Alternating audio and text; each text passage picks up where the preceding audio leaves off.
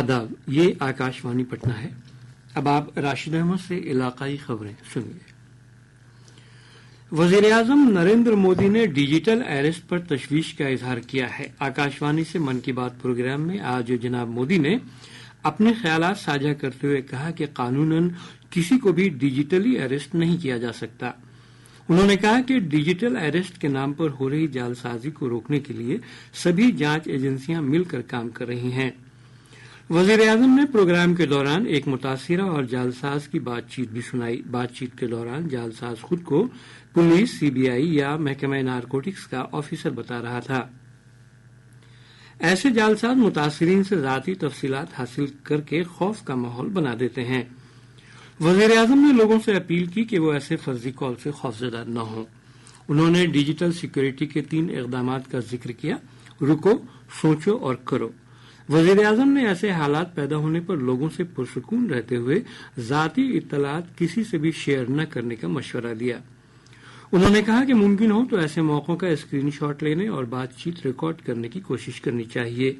وزیر اعظم نے لوگوں کو ایسے معاملوں میں مشورے کے لیے cyber help line number 1930 dial کرنے اور ویب سائٹ cybercrime.gov.in پر معاملے کی جانکاری دینے کا مشورہ دیا۔ وزیر اعظم نے کہا کہ سائبر جعل سازی کے شکار لوگوں کو بیداری پھیلانی چاہیے۔ اس کے لیے #سیف ڈیجیٹل انڈیا کا استعمال کیا جا سکتا ہے۔ وزیر اعظم نے خود کفیل بھارت مہم کی کامیابی پر خوشی کا اظہار کیا۔ انہوں نے کہا کہ یہ مہم ملک کی اجتماعی بیداری کا حصہ بن گئی ہے۔ وزیر اعظم نے تہواروں کے اس موسم میں خریداری کرتے وقت ووکل فار لوکل کی بات ذہن میں رکھنے کی اپیل کی۔ من کی بات پروگرام میں انہوں نے فٹ انڈیا کے بارے میں بھی بات کی۔ انہوں نے اطمینان کا اظہار کیا کہ لوگ فٹنس کے تعلق سے زیادہ بیدار ہو رہے ہیں۔ جناب مودی نے اس سال 31 اکتوبر کو دیوالی کے موقع پر سردار پٹیل کی جینتی کا ذکر کرتے ہوئے کہا کہ اس کی وجہ سے رن فار یونٹی اس سال 29 اکتوبر کو ہی منعقد کی جائے گی۔ جناب مودی نے من کی بات پروگرام میں لوگوں کو آنے والے تہواروں دھن تیرس، دیوالی، چھٹ پوجا اور گرو نانک جینتی کی نیک خواہشات بھی پیش کیں۔ ریاست کے 4 اسمبلی حلقوں تراری، بیلا گنج، امام گنج اور رام گڑھ میں ضمنی انتخاب کے لیے امیدواروں کے پرچہ نامزدگی کی کل جانچ کی جائے گی۔ ضمنی انتخاب کے لیے ان 4 حلقوں سے 50 امیدواروں نے پرچہ نامزدگی داخل کیا ہے۔ بیلا گنج سے سب سے زیادہ 17 امیدواروں نے پرچہ نامزدگی داخل کیا ہے۔ 30 اکتوبر تک امیدوار اپنا نام واپس لے سکتے ہیں۔ پولنگ 13 نومبر کو ہوگی اور ووٹوں کی گنتی 23 نومبر کو کی جائے گی۔ سیوان کے سابق رکن پارلیمنٹ محمد شہاب الدین کی اہلیہ حنا شہاب اور ان کے لڑکے اسامہ شہاب نے آج راشٹریہ جنتا دل کی رکنیت اختیار کر لی۔ RJD صدر لالو پرساد نے انہیں پارٹی کی بنیادی رکنیت سے نوازا۔